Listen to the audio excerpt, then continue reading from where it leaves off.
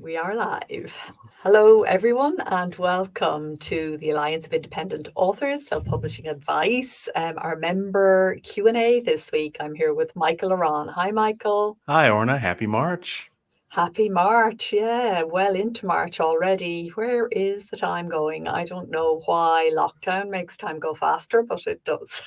Yeah, Yeah, so you have the questions lined up for us this I week. do. As ever, our members have really interesting questions which they have put forward for us to discuss in this public forum so that everyone who's listening can benefit from the advice. So thank you to everyone who sent in questions. What have you got for us this time out? Yes.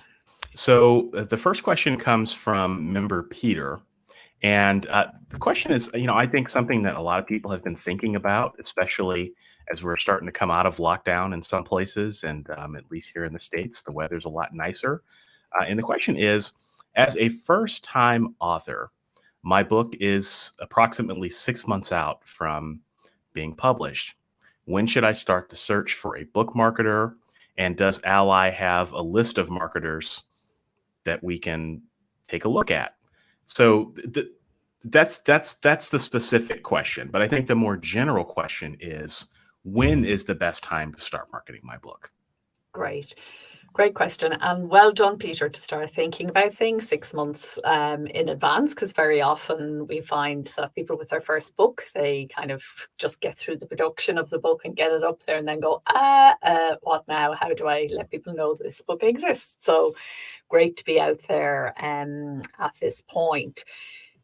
So the first thing I would say to you is, yes, we do have a small supply of marketing advice and implementation companies that we can recommend, and you'll find those in the searchable database, in the member zone, and in the member directory. So that service is available to you, but there is lots that you will do for yourself. And we actually recommend that no author hires marketing help until you understand yourself what marketing is, what promotion is, how those two things differ, and how you kind of connect the dots and know what you're doing. So the thing about marketing and promotion is it's complex and it's multi-layered. So you've got your general sort of author platform stuff. And that is essentially everything that makes you visible as an author out in the world. Then you've got your specific promotion of yourself as an author, which would include things like podcast interviews, maybe interviews, online, radio, TV, that sort of thing. Book promotion, which is specifically around the title and the book, but also book placement and positioning, which if it's your first time as an author, you possibly haven't given enough to. So that will be, who are your comparable authors? Where do you fit into the publishing ecosystem? What is your category, your keywords, your niche, and so on? So there's an awful lot to think about, and there's an awful lot that only you can do for yourself. And in terms of when should you start, right now is the answer, I think. Michael will have loads to say on this, I know as well, but I think right now is the answer to every author, no matter what stage you're at. You begin to think about marketing the day you begin to think about writing your book is actually the ideal. And marketing is something that, as an author publisher, goes hand in hand all the way through with the writing, from the very, very first book until, me right now, this week, I have to work out, how am I going to fit in my marketing tasks with my writing tasks? They go hand in hand. And the more you can bring those two things together, the more successful your marketing is likely to be. So, over to you, Michael, maybe on some of the specifics. Yeah, the best time to start marketing is now, but make sure you do the right things. Because what a lot of people will do sometimes is hire a publicist when their book isn't even available yet, and there's no return on investment. All right, that's the thing about the marketing is there's the old adage that 50% of marketing works. No one knows what 50% it is that actually works. Just be careful early on. There's a lot of authors early on who sometimes tend to throw money at the problem as if they think that that will help solve it. Other people sometimes tend to spam the problem. So if I talk about my book nonstop, then that'll help boost awareness for it. That doesn't really work either. So investing in learning things like Facebook advertising or Amazon advertising or BookBub advertising, or even, getting, this is maybe an advanced tip, but sometimes the first cover for your first book doesn't work and you don't know why it doesn't work. Sometimes it might help to A/B test your covers. Maybe you get 2 covers designed and then you have people vote on which one works the best. If you're going to throw money at a problem, that's one way I would do it, because at least that way you can at least get your cover right. But yeah, it's just sometimes early marketing it's about what you don't do as opposed to what you actually do. Because if you can avoid the things that will eat up your money, eat up your time, eat up your patience, and not bring you an ROI, you can get a better investment. So that would be my advice on that. Absolutely. And then there are a lot of things that are essential from a marketing perspective that have to be done that won't actually necessarily sell books straight off, but you have to do these kinds of tasks. Like you need an author website, for example. Right. It should ideally be a transactional website so people can buy. You need to, as Michael said, really understand what goes into a book cover for your particular genre. All these are kind of the basics. You need a good book description. You need a one sheet about the book that, media or reviewers or people like that can go to, which gives them, handy Q&As about the book and where it comes. You need to know who writes similar books to you, what similar stuff is out there. All of that is marketing stuff that is absolutely essential. You have to do it.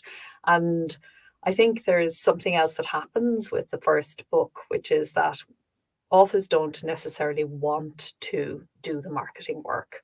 And there are a few reasons for that. Feeling not equal to it is one reason, but also feeling I've done enough, I've written this book, which is a huge, big deal. Then I've had to learn all about editorial and design and get it up there and out there. And all of that is a huge amount of work. To turn around and then have to learn about marketing and then specifically about book promotion can just sometimes feel like a bridge too far. And that's another reason why it's really good to start these things well out in advance.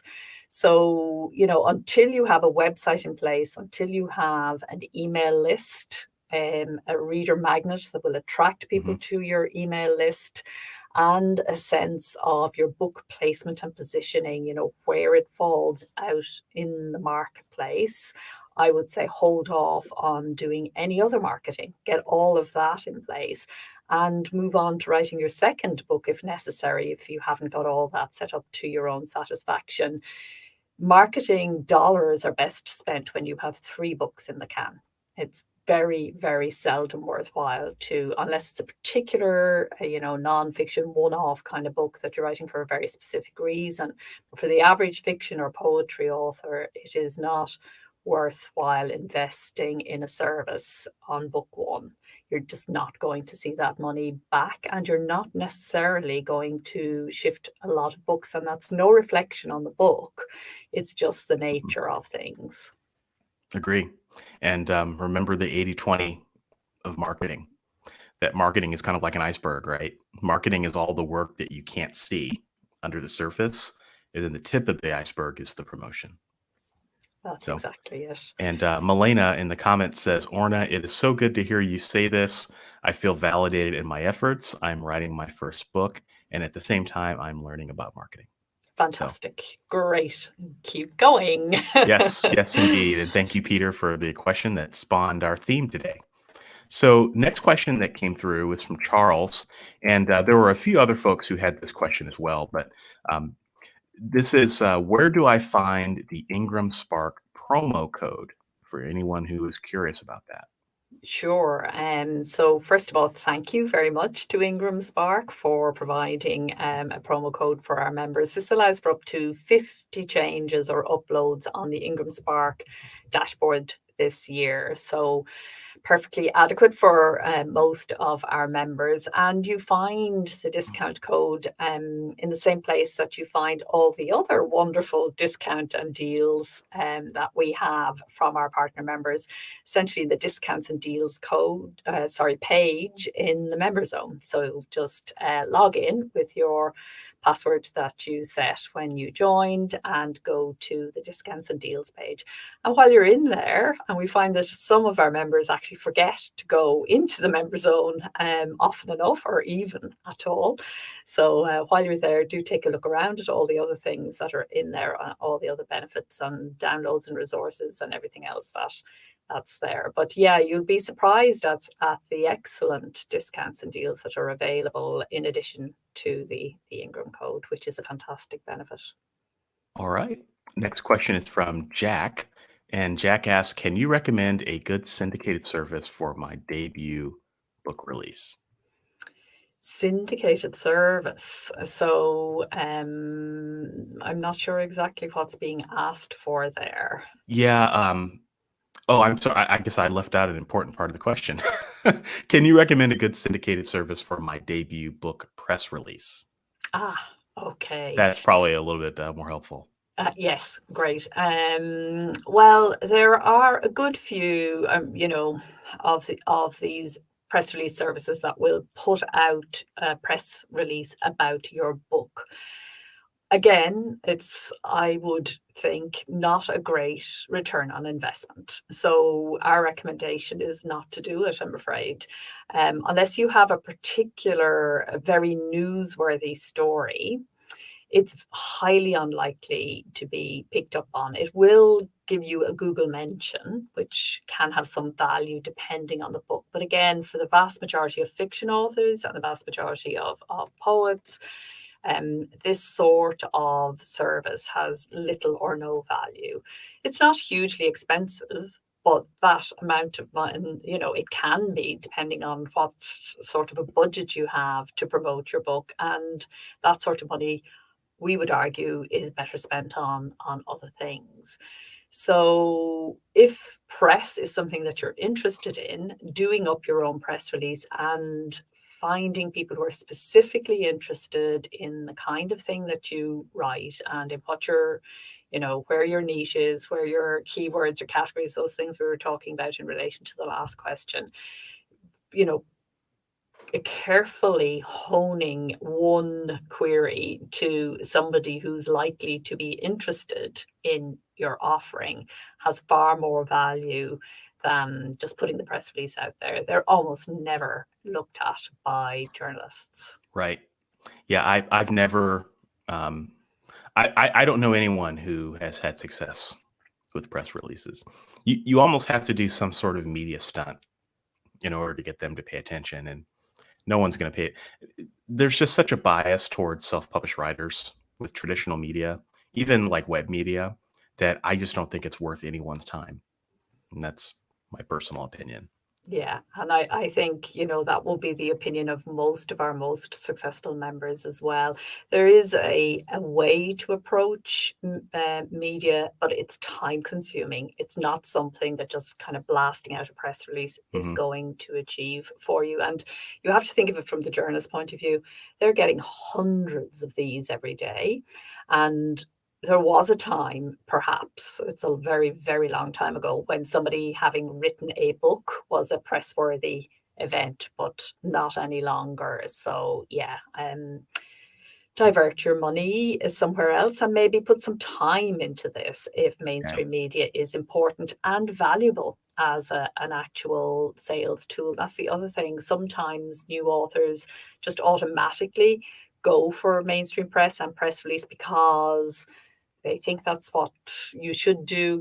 It is how books were traditionally marketed. You may have read it as advice on a blog somewhere, but actually mainstream press does not sell a lot of books. And so again, it's a matter of working out carefully your strategy and why you're approaching this person and why you think they'll be interested. And, just because you get press doesn't mean it's going to be good press. So sometimes be careful what you wish for, because you might get it and you might not like what they write about your book. So just keep that in mind too. I've seen stories of that too. Definitely. And there are those who say that no publicity is bad publicity. I think it was Brendan Behan. There's no such thing as bad publicity except your obituary. Yeah. But that's actually debatable from a marketing perspective. And especially for a new author, bad publicity can be very derailing creatively and commercially. So yeah, if you're thinking about it from a marketing perspective, you should be looking at what gets most books sold for me here. Mm-hmm. And, $150, which is the cheapest you will get one of these press release services for, could actually be used with an assistant to do something else that could actually generate far more book sales. Yep. All right. And then on this topic here, Angie Scar says, happy to hear you say this. I've been thrown out of a group for suggesting that some services aren't worth it. Mm-hmm. Oh, And yeah. And Michael then and I put a lot of time into making sure that the services we bring to you are worth it. yes, we do. We do. And Milena says local BBC radio can be contacted easily, and oftentimes it will be aired. It doesn't cost anything. And if a journalist is building up material for a story and your book release resonates, you might get an interview. So yes, appreciate that comment. Thank you, Melina. And local radio generally and podcasts are two very good outlets for authors and can be approached with a press release. But again, in our experience, is best done directly rather than through a syndicated service. All right. Our next question is from member Judy. And she asks, how do I get my self-published book into libraries? Well, we've got a whole booklet on this because it's complicated. It depends on where you live and which library service you're working with and so on. So our best advice here is to log into the Member Zone and download your free copy of How to Get My Book into Libraries. But it's getting easier. Libraries are now much more open and have systems for ebooks and audiobooks that weren't there a few years ago.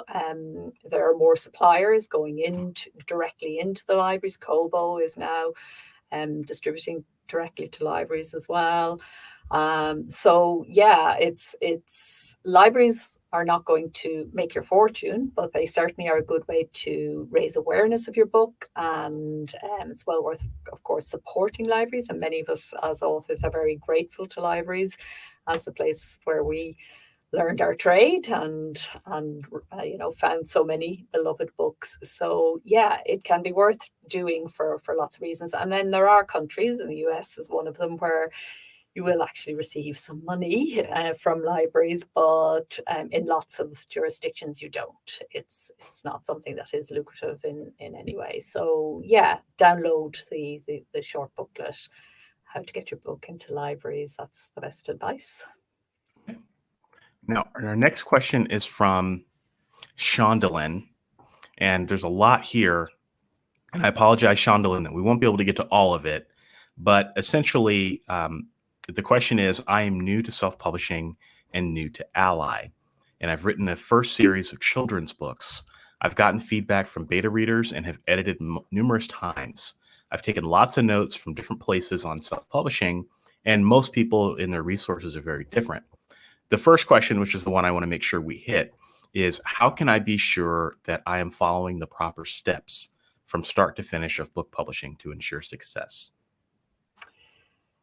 Well, we have done our best to outline the 7 steps, the 7 processes of publishing, which apply across all forms of publishing. And these are pretty set, whether you're a trade publisher, whether you're a self-publisher.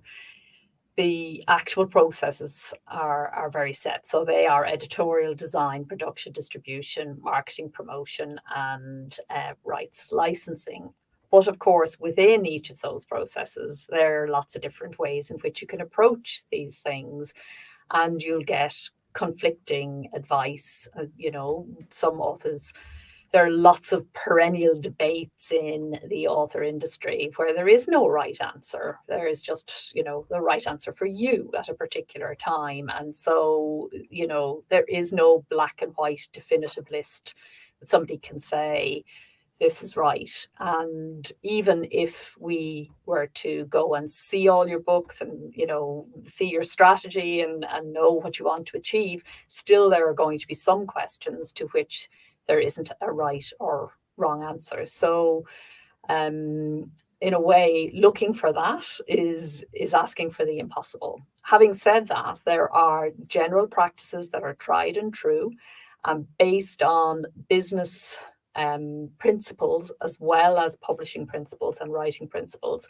And so we try to make a recommendation on these perennial sorts of debates. And I can't know exactly what steps you're referring to, but to give an example, the perennial debate as to whether you should just upload to Amazon or publish wide, we would recommend publishing wide based on the business principle that relying on one outlet is risky, and you are better to make yourself available wherever there are readers in as many formats as possible, in as many territories as possible. So that will be an example. But have you anything to add on that specific, Michael? Yeah. I mean, I would just say, just go through it, and you're probably going to make some wrong steps or some missteps in the process. And once that's the thing about self-publishing, and it's something I've been telling a lot of authors, is that you don't know what all of the steps are necessarily until you're all the way through the process. Like, what the big picture is, but it's the little pictures. It's the pixels sometimes that are missing. And the best way to understand what those are is to publish your first book for the first time. Because then when you do your second book, you'll be like, oh yeah, why did I do that? That one thing that I did, it made no sense, right? So in many respects, you don't know what you don't know until you do it the first time. That's what I just tell people, is to get that first book out. A lot of things will become clear once you do that.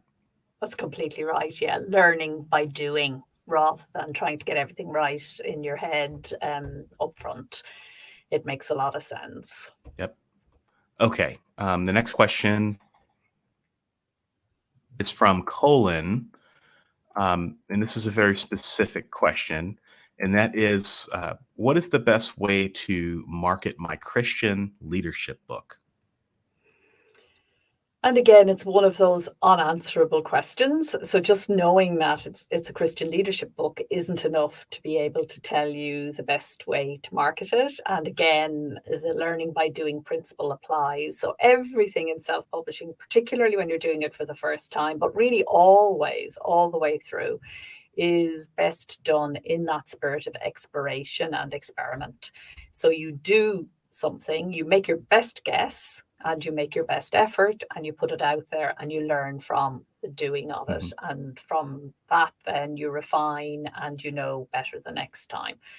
But I think, there's a lot you can do at the research level around marketing nonfiction in particular, which is what your book is. And it's much easier in online terms to market nonfiction than fiction or poetry, because you can get very specific with your categories and your keywords, and you can make sure that your book is set up for exactly the people that you want to read the book.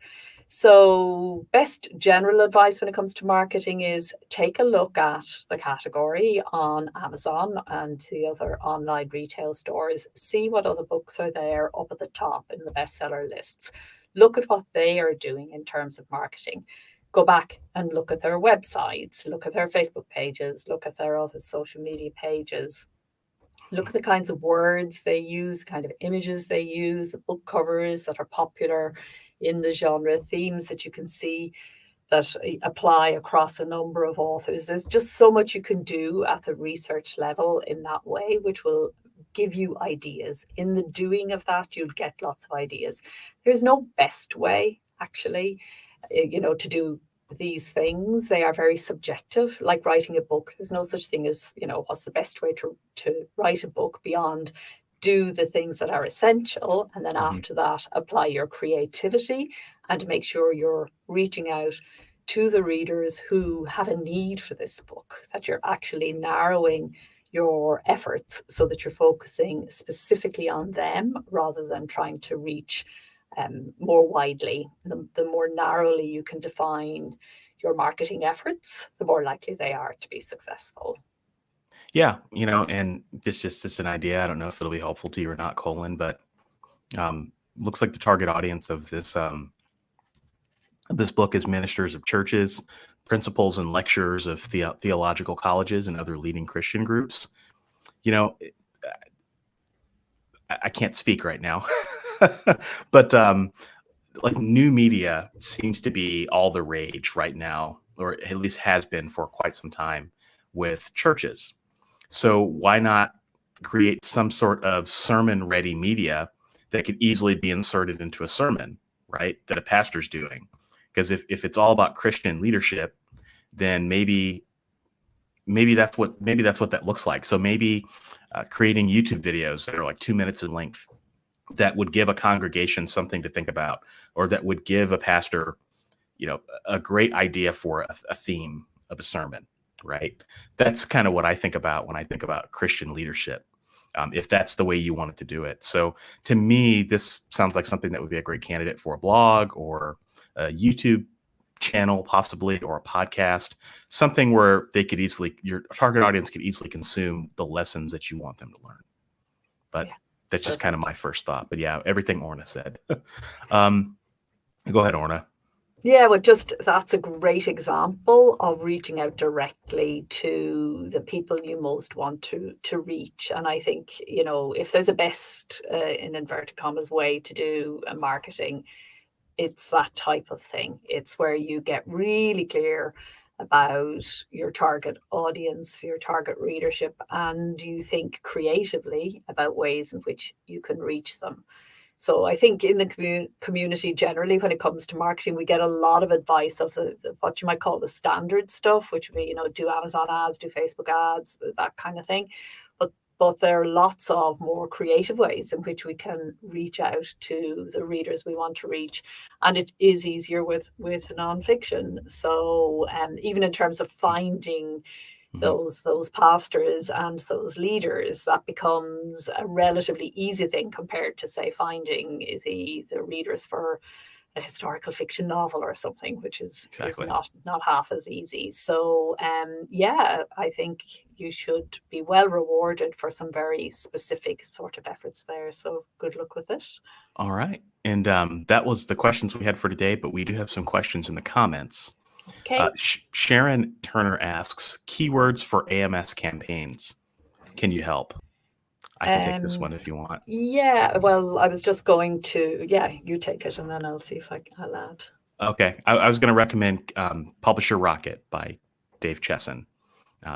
Great tool. It's a tool that I use all the time. And you can spit in a topic and it'll spit out, or not 1,000, but a lot of keywords that you can export. So that's a paid tool, but it's worth the money in terms of the time and effort that it saves you. Yeah, because again, with keywords, it's all about getting very specific to your niche. And it's not possible for you to even, it's very time consuming for you to do the searching on Amazon that will dig up the keywords. And even when you do that, you're limited by your own thought patterns, whereas Dave has done all that work for you.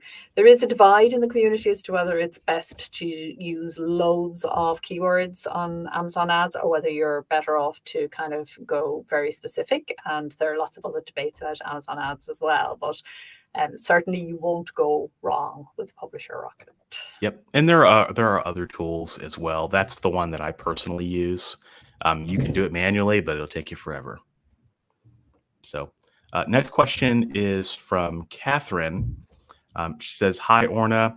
I'm about to launch a rebranding effort and I'm wondering who I should turn to for assistance, a designer who does branding or a marketing professional? I would say if it's branding, I think it's worth doing a session with a book marketing specialist who specialize in author branding and book brands. So unless you have a designer who is very clued in specifically on that, I still think at the conceptual level, before you engage your designer, that it would be well worth having that conversation. If you're not You could do it with a designer, Catherine, if you're fairly sure where you're going and you have the sort of designer that you can have that kind of conceptual conversation with. Some designers are much better working to a clear brief and don't really want to get too involved in the branding side of things. Some are more open. So it very much depends on the designer. But I would think, for a rebrand, obviously it costs money to do your covers and to get everything aligned for your rebrand. Presumably it will involve a change of book descriptions as well, perhaps. So before you do it, I would say it's worth investing in a professional who actually specializes in branding and rebranding, but it must be a book. Don't go for a general branding person. It must be a book specialist, somebody who understands the very particular nature of book branding.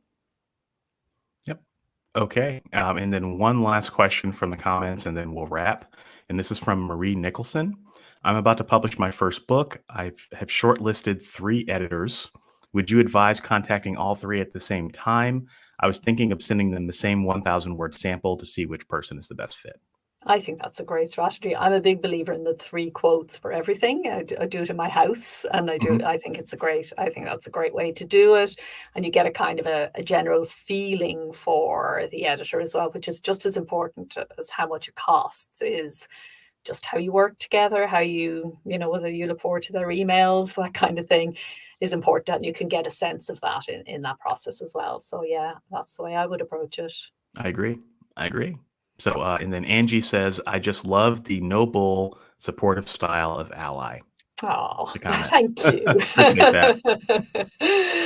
Thank you, Angie. That's great. Thank you for being here. And thank you for everyone who's listening and will listen. And thank you especially to those of you who sent in your questions. Hopefully the answers were illuminating. You can write to us as a member anytime at info@allianceindependentauthors.org and ask any self-publishing question you may have. We're here every month answering some of those questions publicly, if that's what you would like also. And of course, don't forget there's our member forum, which is also a great place to put out your question and get lots of different answers from lots of different authors who have been there and done that already.